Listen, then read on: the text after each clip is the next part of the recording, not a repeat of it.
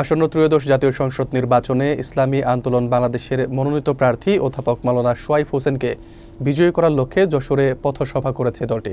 এতে সৎ শাসন প্রতিষ্ঠায় ইসলামকে বিজয়ী করার আহ্বান জানান প্রার্থীসহ দলের অন্যান্য নেতৃবৃন্দ। বিস্তারিত থাকছে মোহাম্মদ শাওন হোসেনের প্রতিবেদনে। আগামী ত্রয়োদশ জাতীয় সংসদ নির্বাচনে ইসলামী আন্দোলন মনোনীত হাতপাখার প্রার্থী অধ্যাপক মাওলানা সোয়াইফ হোসেনকে বিজয়ী করার লক্ষ্যে শুক্রবার সন্ধ্যায় যশোরে পথসভা অনুষ্ঠিত হয়। যশোর সদর উপজেলার রামনগর ইউনিয়নের কামালপুরে ইসলামী আন্দোলন ওয়ার্ড শাখার উদ্যোগে এই পথসভার আয়োজন করা হয়েছিল।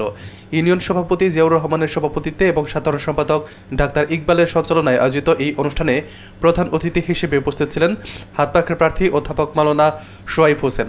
এছাড়া বিশেষ অতিথি হিসেবে দাওয়া ও প্রচার সম্পাদক কামরুজ্জামান এবং জামাত ইসলামী ওয়ার্ড সভাপতি মাওলানা শাহজাহান সহ ইসলামী আন্দোলনের বিভিন্ন অঙ্গ সংগঠনের নেতাকর্মীও উপস্থিত ছিলেন বলে জানা যায়। প্রধান অতিথি ও অন্যান্য বক্তারা তাদের বক্তব্যে আসন্ন নির্বাচনে ইসলামকে বিজয়ী করার লক্ষ্য নিয়ে কাজ করার এবং সৎ শাসন প্রতিষ্ঠায় সকলকে ঐক্যবদ্ধ হবার আহ্বান জানান।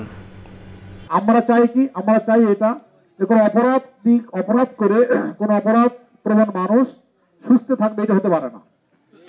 আর নিরপরাধ মানুষ যারা অপরাধ করে নাই, অন্যায় করে নাই, এমন মানুষ রাজনৈতিক কারণে হয়রানির শিকার হবে, এটা হতে পারে না।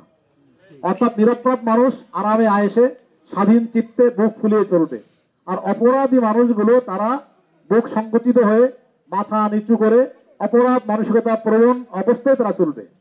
অর্থাৎ সমাজ ভালো হবে, এক কথায় সমাজ কি হবে? ভালো হবে। অপরাধী খাঁচায় বন্দী হবে, আর নতুন কোনো অপরাধী সৃষ্টি হবে না।